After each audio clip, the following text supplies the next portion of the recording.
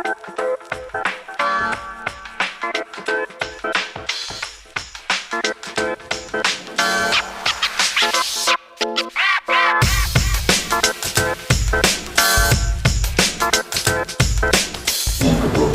kita baca ayat 1, 2, 3.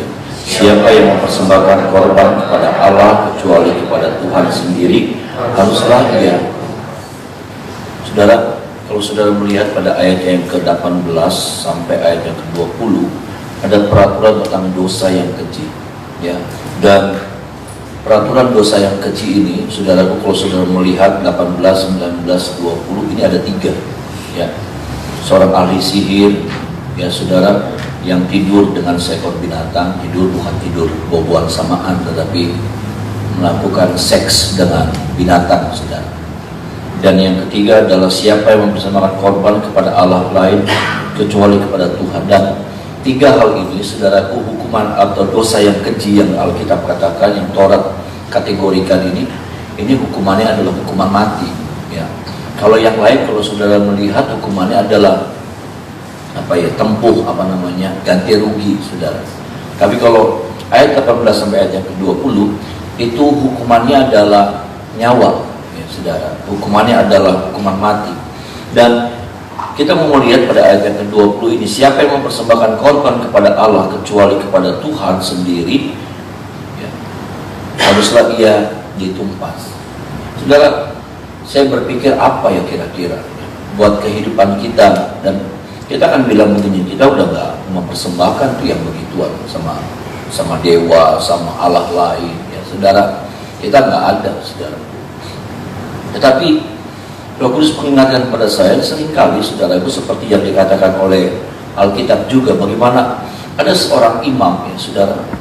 Ada seorang imam yang, ini peringatan untuk seorang imam, kalau dia sampai mempersembahkan atau membuat sebuah ukupan, saudaraku, minyak ukupan, ya, minyak ukupan, dan dia racik sedemikian rupa, ya, dia olah sedemikian rupa, karena itu kembali ditentukan bagaimana keahlian daripada seorang imam meracik, ya saudaraku, meracik ukupan itu, minyak ukupan itu, ya. Tambah ini, pakai ini, dan begini, saudara, berapa banyaknya. Ini adalah sebuah keahlian daripada seorang imam untuk membuat sebuah minyak ukupan, ya. Dan Alkitab bilang begini, saudaraku, saya tidak mencatat ayatnya. Alkitab bilang begini, kalau sampai kemudian ketika dia bakar itu, saudara, dia taruh di bara, ya, taruh di api yang membara, ya, minyak itu ditaruh, maka keluar asap, ya. Dan asapnya ini, saudaraku, inilah yang menentukan wangi atau tidaknya, ya. Inilah keahlian daripada seorang imam. Tapi kalau sampai kemudian ada seorang yang ketika dia memberikan atau mempersembahkan minyak ukupan, lalu dia menghirup baunya, maka dia dihukum mati. Ukupan ini wangi, saudara, ya. Ukupan ini wangi. Tapi kalau sampai kemudian dia menghirup dengan sengaja, maka dia pasti dihukum mati. Artinya, mungkin kita nggak kasih sama dewa, kita nggak kasih kepada Tuhan yang lain, tetapi persembahan kita ditujukannya kepada siapa? Ditujukannya kepada diri kita sendiri. Persembahan itu, Tuhan lagi bilang begini, siapa yang mempersembahkan korban kepada Allah lain? Artinya apa? Kita memberikan kepada satu sosok yang dimana sosok itulah yang menikmati persembahan kita. Sehingga kalau kita mempersembahkan sesuatu kepada Tuhan Allah kita, maka Tuhan yang menikmati. Ada amin, saudara. Tuhan yang menikmati, apakah itu pelayanan kita, apakah itu persembahan kita, apakah itu korban kita, pujian kita, penyembahan kita. Saudara, Tuhan yang menikmati, Tuhan yang mencium bau harum. Tetapi saudaraku, ada dan seringkali tanpa kita sadar, kita membuat sebuah racikan minyak, ya, ukupan, tetapi kemudian yang menikmatinya adalah kita sendiri. Siapa artinya? Tuhannya adalah saya. Kalau saya meracik sesuatu, saya membuat sesuatu, saya mempersembahkan sesuatu, tetapi sesungguhnya tanpa saya sadar, saya sedang menikmati apa yang saya kerjakan itu. Contoh, saudara, Kalau saya melayani, saudara, saya berkhotbah, tujuannya supaya saya mendapat pujian daripada jemaat. Saya berkorban, saudaraku, supaya orang bilang begini, hebat ya Pak Gem, korbannya akeh. Ada seorang jadi WL, maaf, supaya apa? Supaya orang kagum, tertuju matanya. Lalu kemudian bilang, kita berharap supaya nanti waktu kita turun, kita bilang, orang bilang, lalu kita menikmati. Maaf, ini sesuatu yang masih berlaku. Ini yang tetap tidak boleh ada sampai. Maaf, ini penting. Ketika kita memberi buat Tuhan, tetapi tujuannya supaya kita mendapat pujian dari orang. Kita melakukan ini, itu supaya apa? Supaya pujian itu terarahnya kepada saya. Saya yang hebat.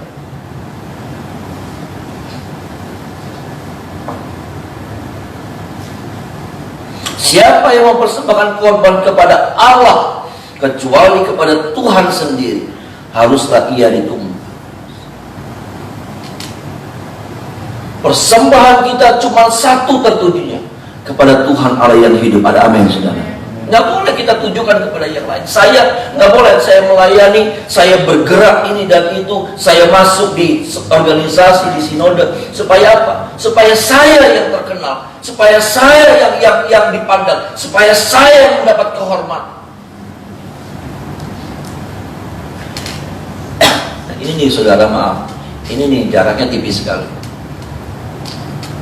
Dan tanpa kita sadar, akhirnya kita menikmati. Ketika kita menikmati kekaguman yang orang berikan kepada kita, kita menikmati rasa butuh orang kepada kita, kita menikmati.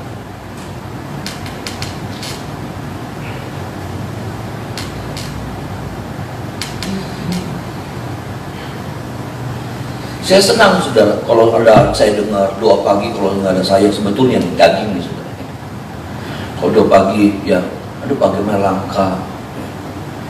Daging ini bersorak secara jujur nih, saudara. Tapi nggak boleh.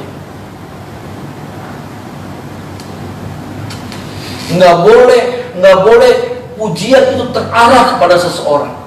Pujian itu hanya boleh terarah kepada Tuhan yang hidup. Amin. Ini nggak lagi sok-sokan, saudara. Saya lagi ngajar sesuatu yang benar. Makanya ibadah saudara harus fokusnya cuma sama Tuhan, nggak boleh sama yang lain. Waktu saudara ibadah, saudara nggak boleh cari yang lain, carinya Tuhan. Ada amin, saudara. Cuma satu tujuan saudara. Ini serius. Kalau sampai saya mengarahkan saudara kepada saya sih berhasil. Buat saya berhasil. Kenapa? Nggak ada orang yang khotbah niru saya, nggak ada. Ada banyak pendeta bangga kalau anak buahnya khotbahnya kayak dianya, ya. Dari tepuk mimbarnya, dari gini-gininya, dari angkat bahunya. Ada orang yang kayak gitu loh, saudara. Saya sih buat saya berhasil. Kenapa? Nggak ada orang yang khotbah kayak saya. Artinya apa? Orang nggak tertuju sama saya, tapi dia melayani, tertujunya sama Tuhan. Ada amin, saudara. Sampai kalau bilang puji Tuhannya, haleluyanya, pada baik, haleluya, pada dia kami bangga. Yang sih maaf ya, saudara. Balik saya itu bangga, ya iya pada niru KB gitu. Saya nggak bangga. Artinya saudara nggak tertuju sama seseorang, dan harusnya seperti itu. Kita ini cuma alat. Kita ini cuma alat. Tuhan yang harus kita senangkan. Ada amin. Saya melayani Tuhan untuk menyenangkan Tuhan, bukan untuk menyenangkan pribadi sendiri. Itu yang saya sedang disiplinkan dalam diri saya. Kenapa? Saya bilang, ini jaraknya nih bukan 1 meter. Antara kita melayani Tuhan dan melayani diri kita, itu jaraknya bukan 1 meter. Itu jaraknya cuma segini. Cuma beda 1 kaki.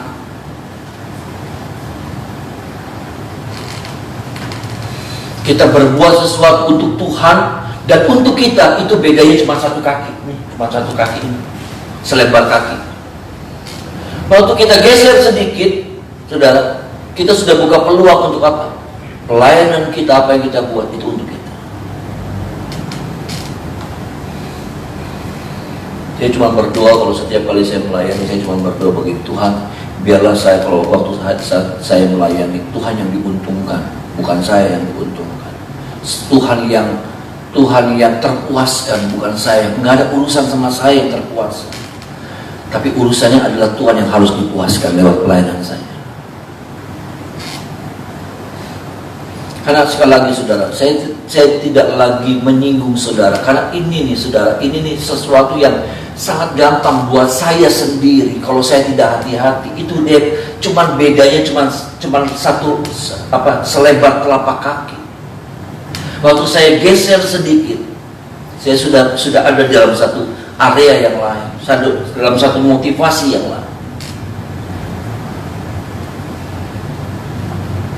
Makanya saya lebih suka, saudara, maaf, saya lebih suka mendelegasikan orang, supaya orang nggak arahnya sama saya gitu. Saya lebih suka mendelegasikan orang. Di majelis pusat saya lebih suka mendelegasikan orang yang maju, supaya apa? Orang nggak memiliki kebutuhan sama saya. Orang nggak terikat sama saya.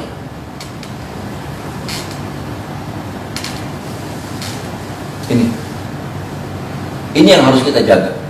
Karena ini sensitif sekali buat Tuhan. Ini sangat sensitif sekali sama Tuhan. Tuhan tuh melihat motivasi kita. Tuhan tuh melihat, dia bisa membaca. Saudara nggak bisa membaca hati saya, tapi Tuhan bisa membaca hati saya. Terbuka saya di hadapan Tuhan. Ini bukan cuma pelayanan nih saudara. Waktu kita berkorban, waktu kita aktif waktu kita ngelakuin apa, cek lagi. Jangan sampai kemudian tujuannya cuma supaya saya yang dikagumi orang, saya yang dibutuhkan orang.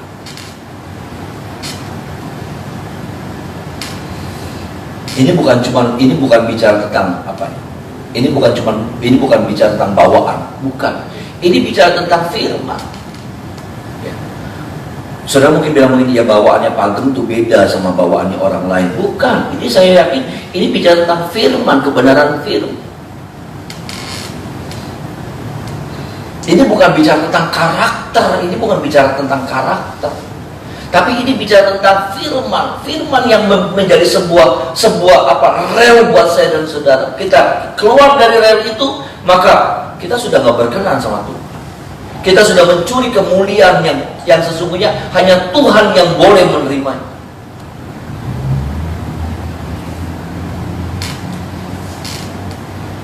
Dan biarlah sampai hari ini saya dan saudara melakukan segala sesuatunya hanya untuk Tuhan dan kemuliaan Tuhan.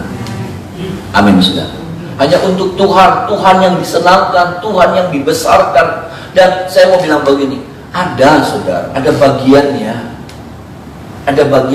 Saudara tahu, seorang imam, seorang pelayan Tuhan, setiap kita pelayan Tuhan, seorang imam, ada amin saudaraku ya. Imamat yang raja nih. Kalau saudara melihat orang Israel kalau bawa korban, ini yang saya mau bilang, orang Israel kalau bawa korban, saudara, itu disembelih, betul saudara? Ya, darahnya dicurahkan, betul? Ya kan saudara? Lalu kemudian apa yang dibuat saudara? Nanti imam yang potong, saudara, artinya imam yang melayani, itu dia mendapat paha kanan. Dia akan mendapat paha kanan, kaki belakang kanan. Saya nggak ngerti, ibu-ibu yang ngerti mungkin ya, kenapa paha kanan? Karena yang paling empuk atau yang bagaimana saya juga kagak ngerti saudara. Ya, semuanya dibakar habis. Tetapi saudaraku, yang bagian paha kanan kalau tidak salah itu diberikan kepada imam. Artinya begini, tenang saudara, ada bagian yang Tuhan berikan buat saya dan saudara. Amin saudaraku. Ya, enggak waktu kita melayani hilang begitu saja. Enggak, ada bagian-bagian berkat tersendiri, dan itu berkat yang khusus, itu berkat yang spesial yang Tuhan sediakan buat saya dan saudara. Bisa bilang amin saudara. Waktu kita buat ini, kita buat itu, ya jangan berpikir kita nggak mendapat apa-apa gitu. Enggak, ada berkat yang terbaik, paha kanan yang Tuhan berikan buat saya dan saudara. Ada bagian khusus, ya. Apakah itu pekerjaan kita diberkati, apakah bisnis kita juga dibuat lancar, atau banyak hal, banyak. Bicara paha kanan itu banyak hal. Bagian kita adalah layani Tuhan dengan sebaik-baiknya, layani Tuhan dengan setulus-tulusnya, buat sesuatu yang terbaik buat Tuhan. Nanti ada bagian yang Tuhan berikan, dikembalikan kepada saya dan saudara. Ini bagian yang pertama, Bapak Ibu Saudara.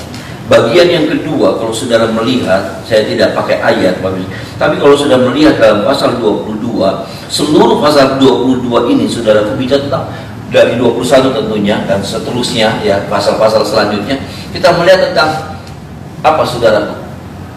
Peraturan, ya. Saya tidak pakai ayat, ya. Saya tidak, kita tidak baca ayat. Tetapi kalau saudara lihat, saudara, peraturan ayat yang ke-19, ayat yang ke-18 saja, judul perikopnya peraturan tentang dosa yang keji, ya. Ayatnya yang ke-28, berbagai-bagai peraturan, itu judul perikopnya. Artinya begini yang saya mau sampaikan, Bapak Ibu Saudara, bahwa hidup ini ada aturan. Amin, saudara. Hidup ini ada aturan, ya. Dimanapun kita ada, harusnya, bagusnya ada aturan. Di rumah ada aturan, di gereja ada aturan, di jalan ada aturan, di tempat makan ada aturan. Kalau saudara lihat, saudara masuk kantornya orang, ya, masuk di bank ada aturan, nggak bisa sembarangan. Semua ada aturan, saudara. Dan yang jadi masalahnya, yang membuat hidup kita berantakan sebetulnya adalah ketika tidak adanya aturan. Di gereja misalnya nggak ada aturan, saudara masuk kantor, di bank nggak ada aturan, wah bisa berantakan. Ya, aturan itu mendatangkan kebaikan. Kalau di bank saudara nggak ada aturan, waduh, jadi rebutan tuh pengen nyetor duit. Ya kan, saudara, jadi berantem tuh, saudara. Kenapa? Karena nggak ada tuh yang namanya antrian seperti itu. Itu aja, itu hal yang kecil, saudara. Kalau itu nggak ada antrian, itu bisa ribut, itu bisa jotos-jotosan. Kalau saudara di jalan nggak ada aturan, nggak ada lampu merah, saudara, wah, udah berantakan, udah tabrak-tabrakan. Aturan itu selalu mendatangkan kebaikan. Dan ini yang kita harus. Kita seringkali nggak suka dengan aturan, maaf nih, saudara. Ya, kita seringkali nggak suka sama aturan. Aturan di gereja yang seperti ini kita nggak suka. Aturan di rumah, ya kayaknya terlalu saklek sekali. Ya, aturan di mana, sudah kita nggak suka. Padahal aturan itu mendatangkan kebaikan. Suka atau tidak suka, memang dia membatasi. Ada banyak hal yang dia batasi. Ada banyak hal kita nggak bisa seenaknya, bukan? Dengan peraturan kita nggak bisa seenaknya. Kita nggak bisa buang sampah seenaknya. Kita nggak bisa pas lagi pengen buru-buru, pokoknya saya yang paling pertama, nggak bisa. Kenapa? Karena adanya aturan. Memang aturan membatasi kita, saudara. Aturan membatasi kita. Pelayan Tuhan harus datang jam segini, WL harus latihan jam segini. Itu aturan, ya. Kita nggak bisa, Pak, karetnya saya pengen datangnya latihan jam 6, saya pengennya jam 7, ya. Ya, pemain musiknya pada balikan, singernya pada balikan. Jadi aturan ini mendatangkan kebaikan. Aturan ini membuat kebahagiaan, saudara. Tidak adanya aturan menjadi masalah besar. Bukan cuma masalah, saya percaya ini jadi masalah besar. Di kantor, saudara, di kantor itu ada aturan. Saudara bekerja, kenapa ada aturan? Kadang-kadang kita bilang terlalu aturan, teman. Tapi aturan itulah yang membuat semuanya jadi baik, tersusun dengan baik. Jadi saya cuma mau bilang begini pagi hari ini, saudara, saya dan saudara harus tunduk pada aturan. Ada amin, saudara? Amin. Kita nggak bisa, saya juga nggak bisa mentang-mentang saya gembala, saya bisa tabrak sini, saya tabrak sana. Aturan itu mendatangkan kebaikan. Aturan itu bukan cuma datangkan enak dilihat gitu, bagus. Ini Bapak Ibu Saudara. Ini yang harus sama-sama kita perhatikan, ya. Aturan itu, saudara, aturan itu apa ya? Aturan itu jauh di bawah daripada firman, jauh. Kalau ini firman, ya saudara, ini firman. Ada, saya seringkali bilang di bawah hukum firman itu ada hukum etika. Ada hukum etika. Nah, di bawah hukum etika ini sudah ada aturan-aturan manusia yang dibuat. Ya, RT, aturannya Pak RT, aturannya Pak RW, saudaraku ya. Itu aturan itu sudah, itu aturan semua. Nah, ini aturan ini sudah di bawah hukum firman. Tetapi kalau sudah tabrak aturan-aturan yang orang buat, saudara, lingkungan buat, jadi masalah. Saya bilang begini, agar saya udah ngelakuin firman, tapi kenapa hidup saya jadi nggak enak? Ya iya, kenapa? Karena aturan sudah tabrak, aturan saya sudah tabrak, aturan saya tabrak. Jadi firman ini jadi nggak terjadi dalam hidup saya. Ketika pun saya menjadi pelaku firman.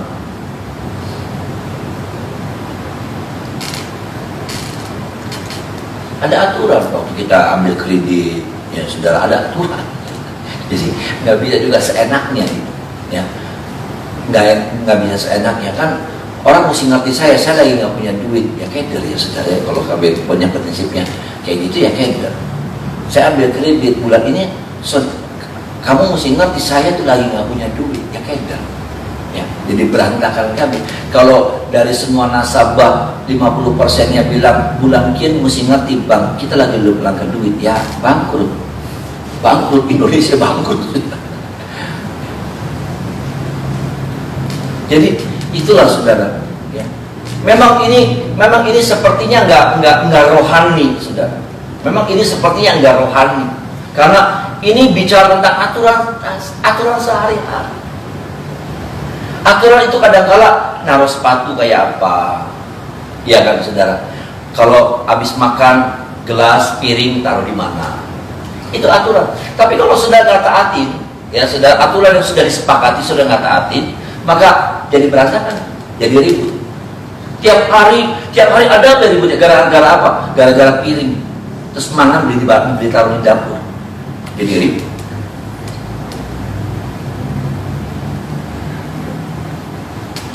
Jadi saya cuma mau bilang bahwa di bawah hukum firman ada hukum etika. Di bawah hukum etika, ya saudaraku, ada apa? Ada aturan-aturan.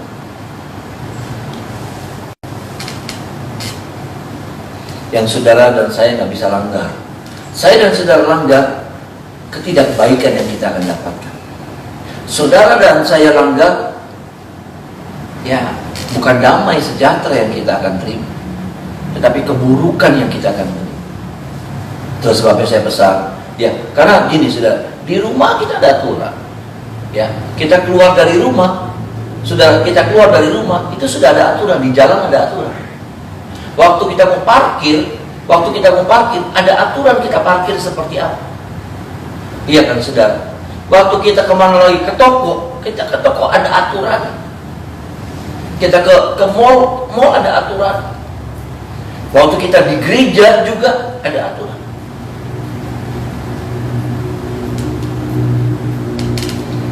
Aturan-aturan itu mendatangkan kebaikan sebetulnya. Aturan-aturan ini dibuat dari orang-orang yang buat saya ada hikmah, ya, ada hikmah.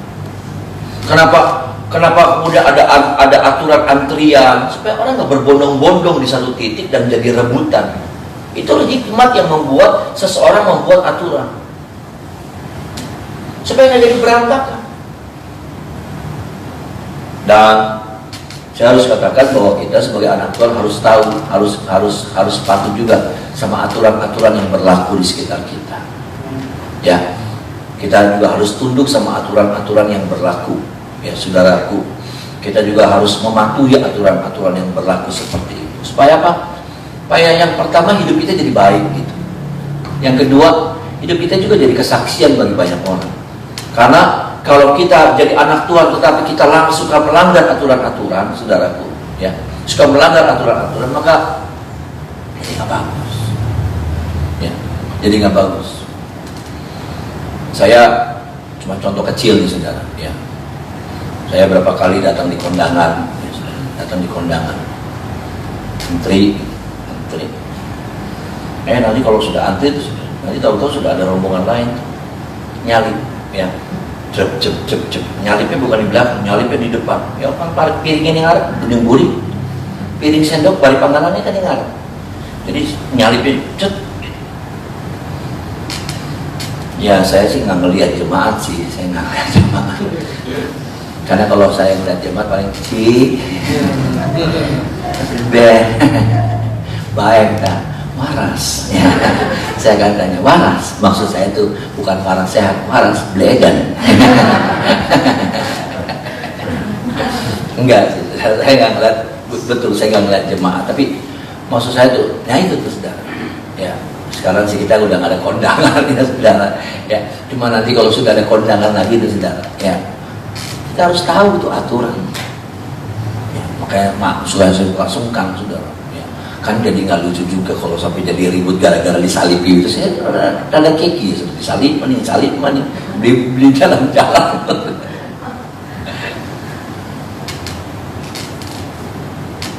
Kan tolong kita ya saudara, karena kebaikan Tuhan, kita bicara Tuhan limpahkan damai sejahtera sama saya, limpahkan kebaikan sama saya, maka ya caranya apa itu? Kita juga harus tahu aturan-aturan yang berlaku.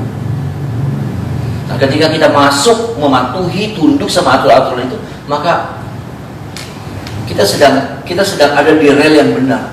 Kita ada pada tujuan yang benar. Apa tujuannya? Kepada janji-janji Tuhan. Kita pasti kita sampai pada tujuan-tujuan itu, sampai pada janji-janjinya Allah. Tapi kalau kita tabrak aturan, di rumah ada aturan, tapi kita tabrak sendiri aturannya. Kenapa? Karena saya papa. Yang cuman boleh tabrak cuman papa, kepala keluarga, ya. Istri nggak boleh, anak-anak nggak boleh, cuman saya nggak boleh. Ya kacau balau. Ya, jadi kacau balau semuanya. Hidup jadi berantakan karena apa? Karena kita tidak mematuhi. Ibadah kita getol, pelayanan kita getol. Tapi kemudian itu jadi batu sandungan. Kalau apa? Kalau kehidupan kita gagal di dalam mematuhi aturan-aturan. Tolong kita, mari kita menyembah Tuhan.